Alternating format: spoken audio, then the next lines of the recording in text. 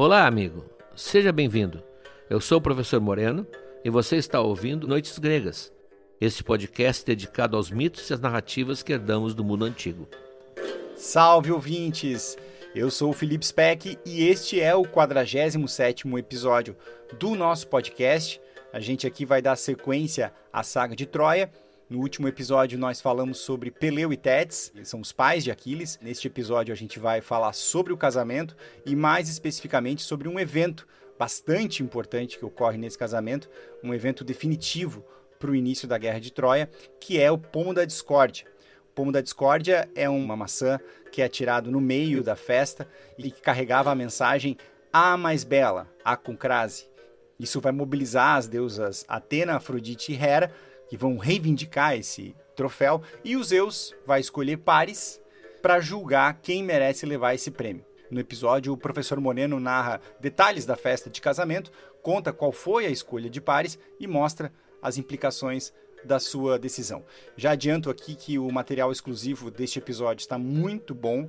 A gente tem, além de um texto do professor Moreno, do livro do professor Moreno Troia, narrando o episódio, temos também um diálogo maravilhoso do Luciano de Samosata, uma conversa de bastidores entre os personagens do evento, e temos também um texto do Monteiro Lobato, uma maravilhosa solução que a Emília dá ao dilema de Paris, como é chamado. O momento em que as deusas são levadas até Paris para ele tomar a decisão, fazer a sua escolha, foi muito representado, e nós fizemos uma seleção com as principais imagens dos principais artistas para você ver como esse episódio teve impacto na arte ocidental. Esse material já está disponível no nosso site. Se você não é nosso apoiador, vai lá em noitesgregas.com.br/apoiar. Essa é a maneira com a qual nós mantemos o nosso podcast no ar. Então é muito importante esse apoio para que a gente siga durante um longo tempo aqui com o Noites Gregas. Tá bem, pessoal?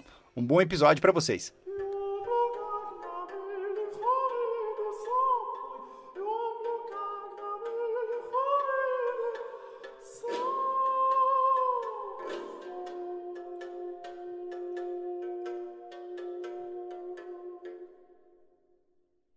No casamento de Peleu e Tétis, quem assumiu o papel do pai da noiva, na verdade o pai do noivo, foi o centauro Quiron. Ele considerava Peleu o seu protegido, estava muito contente com o casamento dele com uma deusa, e ele então se encarregou de oferecer o local, e as comidas e as bebidas. Quiron morava numa encosta verdejante no Monte Pelion, então o local era naturalmente adequado para um casamento festivo. Um casamento ao ar livre. Ali se instalaram tronos para os deuses, inclusive o de Zeus era maior, como manda o protocolo, tronos de ouro, de marfim, e ali os deuses puderam conviver com humanos, com mortais, num ambiente completamente descontraído. Era um banquete de altíssimo nível, com 2 tipos de cardápio, evidentemente. Para os deuses, havia néctar, talvez francês, né? Aquela situação especial, e ambrosia, que é o que eles comiam. Para os humanos, tinha vinhos e carnes maravilhosas, em grande abundância, e logo, estava todo mundo instalado e bem servido, porque o garçonzinho do Olimpo, o Ganimedes, sobre o qual nós já falamos, deve ter contratado vários ajudantes para dar conta daquele recado. O show, então, jamais será repetido. Apolo tocava a sua lira e as musas, com as suas vestes alvas, com as tiaras de ouro que elas tinham, faziam o back vocal luxuosíssimo, nunca teve igual. O Peleu, inclusive, naquele currículo que ele tem de guerreiro, já participou dos Argonautas e da caçada do javali da Calidônia, ele pode acrescentar também que ele foi um dos poucos mortais que ouviu o show das musas com Apolo. Um show irrepetível.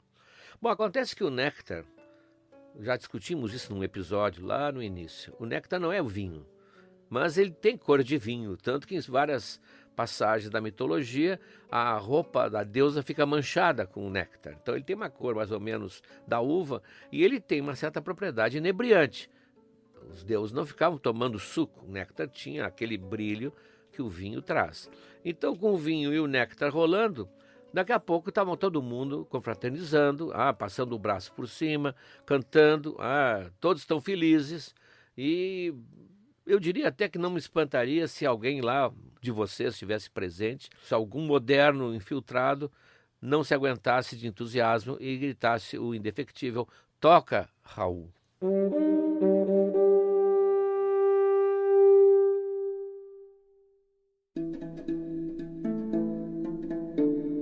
Bom, durante a festa, Quiron, que também era meio profeta, ele fala com Atetes que ele vê com grande carinho, que vai casar com o seu protegido. E ele diz: olha, Tétis, tu vai gerar um filho que vai ser uma luz deslumbrante no horizonte grego. É uma verdadeira chama, pois ele, junto com seu exército, vai lutar na famosa cidade de Príamo. O Quiron teria feito uma espécie de uma profecia já, dizendo que a criança que ainda não nasceu, aliás, como diria Machado de Assis, a criança que ainda não é nem ainda um brilho no olhar do pai e da mãe, que vai ser o Aquiles, ele já tem um destino na planície de Troia. Bom, também, como todo o casamento, trouxeram presentes. E não trouxeram presentes para Tétis, trouxeram presentes para o Peleu, talvez pela sua condição de mortal, visto assim como mais necessitado. Mas são presentes que vão ser famosos, porque eles vão estar lá em Troia nas mãos de Aquiles, que vai herdar do pai. Primeiro, o Quiron prepara uma haste de lança feita do freixo mais duro e mais pesado, que é polida e trabalhada por Atena em pessoa, porque ela também é a deusa do artesanato, e é uma deusa guerreira, e portanto sabe o que faz, e que recebeu uma ponta, a ponta de bronze, feita pelo próprio Hefesto. Essa lança, que pouca gente consegue arremessar, vai estar nas mãos de Aquiles diante de Troia. E Poseidon, que é, na verdade, uma espécie de padrinho da Tétis, porque a Tétis, por ser Nereida, vive no mar, e o Poseidon é o deus do mar, dá para Peleu uma parelha de cavalos, já que Poseidon era o deus responsável pelos cavalos, de cavalos mágicos que falam. É o cavalo de Aquiles, que vai falar com Aquiles, inclusive, lá no meio do combate, e o Aquiles vai mandar ele calar a boca, porque está falando muito. Há uma cena de diálogo dos dois, o Xanto e o Balius, são cavalos lendários. Portanto, aqui a lista de presentes nos interessa, porque estarão na mão do filho de Peleu quando a guerra começar. Então estavam os deuses e os mortais confraternizando, bebendo e cantando, e assim ficariam todo dia e talvez noite adentro, se não acontecesse o incidente que dá o nome a esse episódio, o incidente do pomo da discórdia.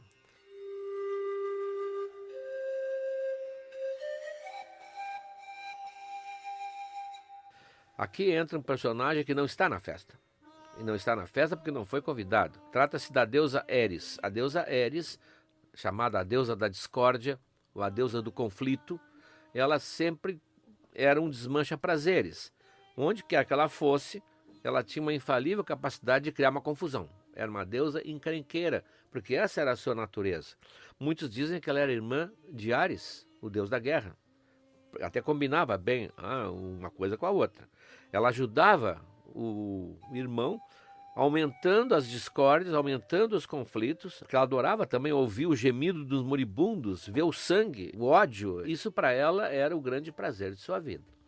Ora, por isso ela não foi convidada. Quem fez a lista disse: não, Eris não, risca, porque vai ser uma festa de alegria, de congraçamento, uma festa que vai ficar na história da mitologia.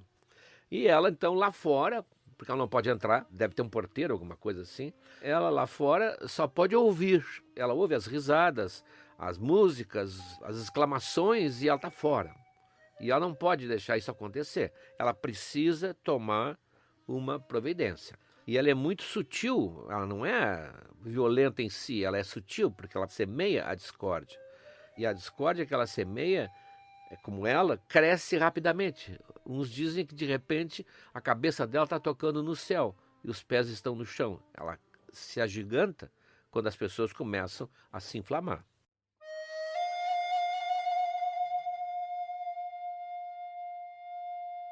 Ela precisava achar um meio de terminar com aquela alegria. Aí ela ficaria alegre. Só que a presença de Zeus e de todos os demais deuses a intimidava muito, até porque ela é uma deusa de segunda categoria. Então não podia ser na base da força bruta, ela não podia usar a violência, ela vai usar, como sempre, a sua sutileza. Como ela era uma mulher e conhecia as mulheres daquela época, ela prepara uma isca fatal que ela sabe que vai terminar com a calma da festa. Ela pega uma maçã, alguns dizem que é um daqueles pomos das Hespérides, daquele famoso jardim encantado que o próprio Hércules teve que visitar, e escreve a mais bela. Ou seja, aquela maçã dourada, o pomo dourado, passava a ser um troféu para a mulher mais bela que estivesse presente. Há certas objeções quanto a essa versão, porque isso significaria que estamos num período que já tem escrita. E esse mito é muito antigo, é muito mais antigo que Homero. Então uns dizem que não, que ela entregou no porteiro para entregar no casamento ali, alguma coisa assim, com a instrução que era para ser dada à mais bela. Esse a mais bela, inclusive, já ser se fosse escrito com crase no A, né? A mais bela. No momento em que os dizeres do troféu ou a intenção do troféu ficaram claros para todo mundo, começou uma disputa não muito discreta entre as mulheres presentes. E, evidentemente, havia uma certa hierarquia e as deusas mais poderosas foram eliminando, com o seu prestígio, com sua beleza, as outras competidoras. E restam 3. Um trio que será famosíssimo em toda a Guerra de Troia, que são exatamente as mais poderosas deusas do Olimpo: Hera, Atena e Afrodite.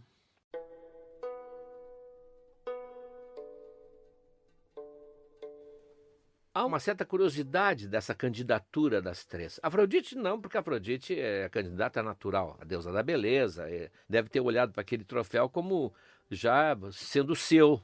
Talvez ele pudesse até dizer, nem precisa discutir, ele veio endereçado a mim, não está com o meu nome, mas é meu. Hera claramente está lá porque ela não podia deixar que outra fosse escolhida a mais bela, até porque ela achava que o juiz seria Zeus. Então não cabia na cabeça dela a ideia de que o marido dela pudesse entregar o troféu de mais bela para outra. Ela era belíssima também, a Hera. E ela então se apresenta, óbvio. Mas a Atena, que é discutível, a candidatura de Atena. Atena era uma deusa da simplicidade. Por que ela se apresentou entre as mais belas? Pode ser até uma explicação freudiana. O pai está ali. E a filha sempre quer ser a mais bela para o pai. E ela então, que é belíssima também, diga-se de passagem, porque as deusas são todas bonitas, não existe deus feio. O menos atraente é o Hefesto, mas está dentro do conceito natural de Deus e deusa, a beleza. Ela se apresenta também. Então as 3 são as candidatas. Ora, com 3 candidatas desse porte, ninguém mais ousa pretender ganhar aquele título. Evidente que elas foram pedir a Zeus que julgasse. Zeus julgava muita coisa no Olimpo. Ele era o rei dos deuses porque ele era muito justo também. A justiça de Zeus. Só que nesse caso, Zeus também era sábio e disse: eu não vou decidir. Para começar, minha mulher está dentro do trio. Depois, as outras 2 são minhas filhas. Lembro que Atena é a filha de Zeus, nasceu da cabeça dele, mas Afrodite também é filha de Zeus. Nós estamos usando a versão de Homero, em que ela é filha de Zeus e Dione, uma de suas esposas, anteriores a Hera. Aquela versão bonita do Hesíodo, que Afrodite é a filha nascida das gotas de sangue da castração de Urano, aquela versão não é a que nós adotamos. Estamos usando a versão homérica, que explica muita coisa, como nós vimos já no capítulo de Afrodite, até porque Zeus jamais fez nenhum avanço com Afrodite, ele que teve romance com várias outras deusas, porque é filha dele, simplesmente é filha dele. Então, ele não vai entrar nessa. Qualquer decisão que ele faça, ele vai ser considerada injusta ou vai criar inimizades. Ele diz, não. Tem alguém que pode julgar. Alguém que pode julgar. E aqui começa uma suspeita de que Zeus estivesse já planejando uma futura guerra. Porque ele diz, lá perto do Monte Ida, perto de Troia, que é longe onde eles estavam, né? Lá perto do Monte Ida, lá vive um pastor, Paris, que é considerado um excelente juiz, é um homem justo, ele poderá ser o julgador e ele vai decidir. Hermes, por favor, leve as 3 até lá e diga a ele que eu estou mandando que ele escolha a mais bela.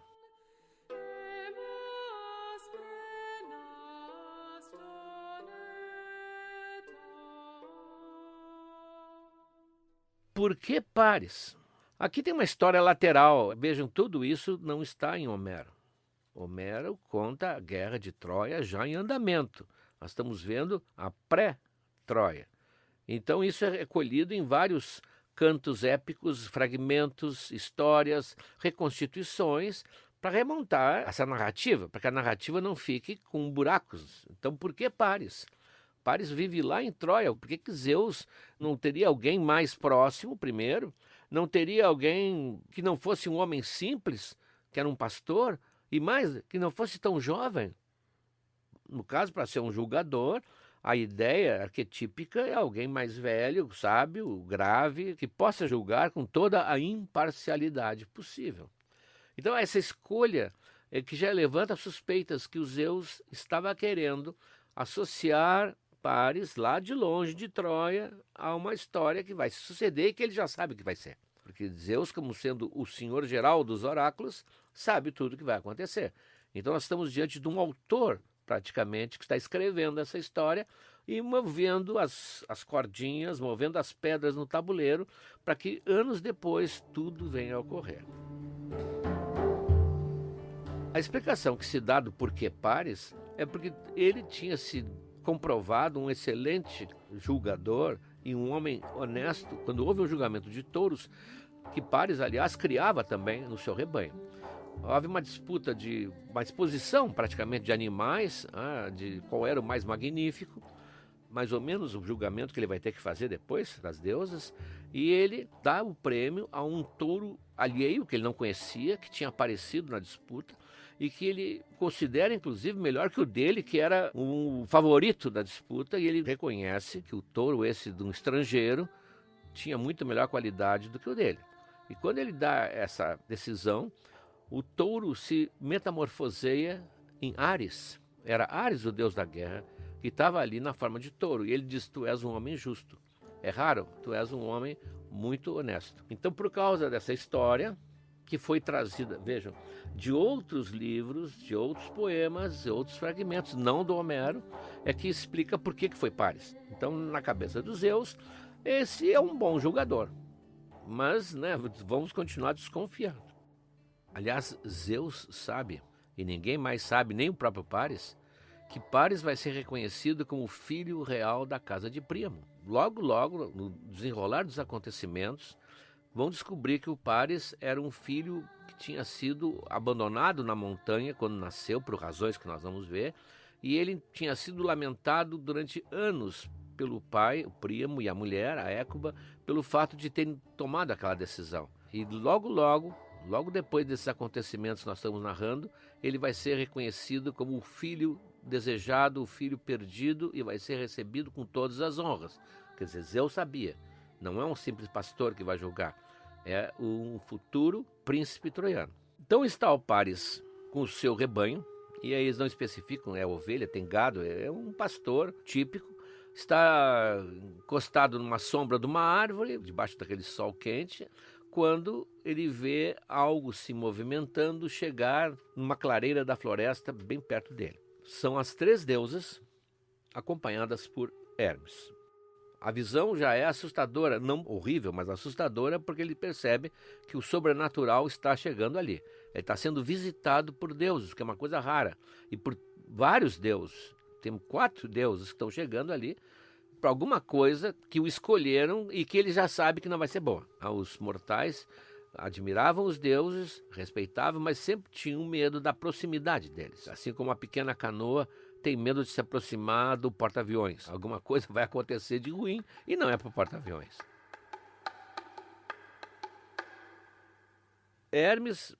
O Hermes está com o seu bastão de arauto, aquele bastão que ele tem, ele está com as suas asinhas no capacete, na sandália, e ele se dirige ao Paris e diz: Paris, bom, já conhece o nome dele, Zeus manda que tu escolhas entre essas 3 deusas qual é a mais bonita e entregue a ela esse troféu.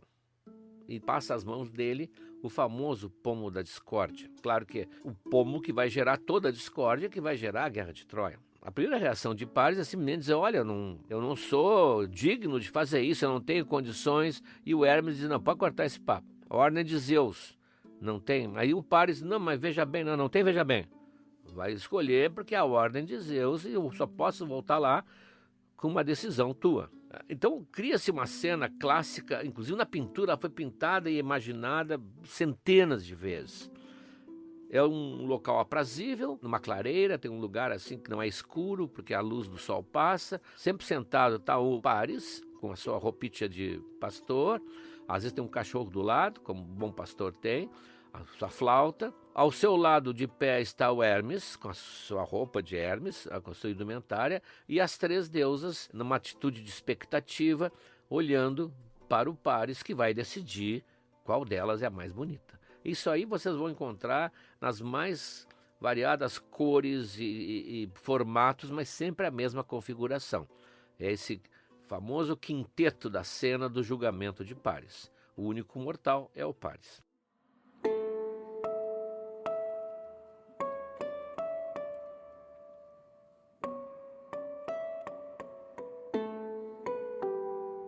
Como ele está hesitante, e ele não quer, mas sente que não vai escapar, ele sabe que ele está perdido, porque ele sabe que ele vai adquirir duas inimigas mortais, quaisquer.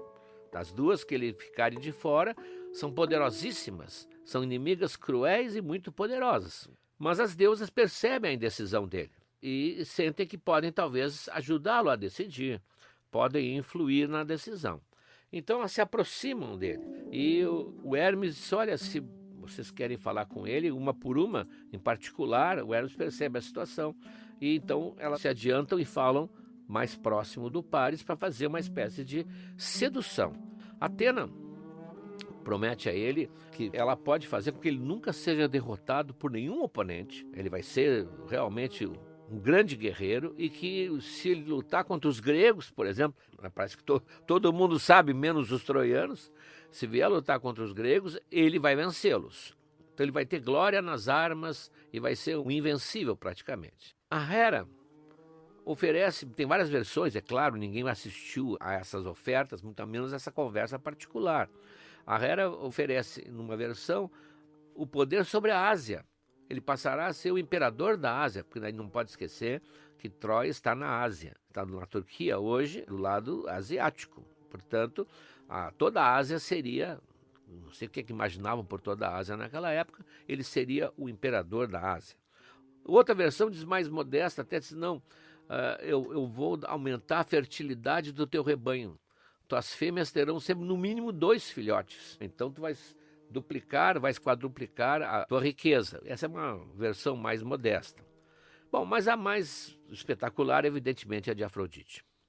Afrodite se aproxima dele, já com um olhar que ela tem, que é um olhar totalmente fascinante, e com uma voz que ela tem, que é inebriante. Ela se aproxima, diz um autor, que tem um certo senso de cinema, de teatro muito bom, com uma capa vermelha, coberta com uma capa vermelha, que ela mantém fechada, segurando as bordas dos 2 lados com o indicador e o polegar.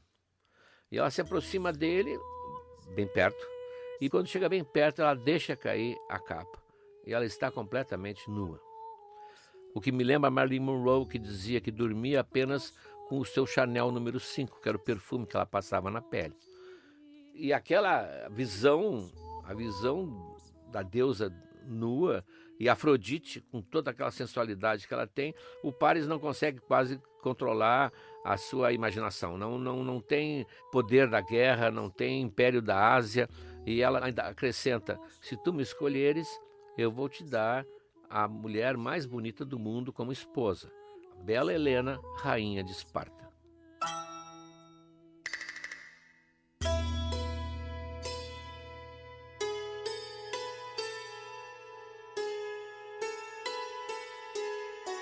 Essa escolha de Paris já foi muito analisada e ainda vai ser muito analisada e discutida no futuro. Por que ele escolheu Helena? Por que ele escolheu Afrodite, portanto? Ora, já fizeram até projeções do que teria acontecido se ele tivesse escolhido outra das deusas. Evidentemente não aconteceria mais nada.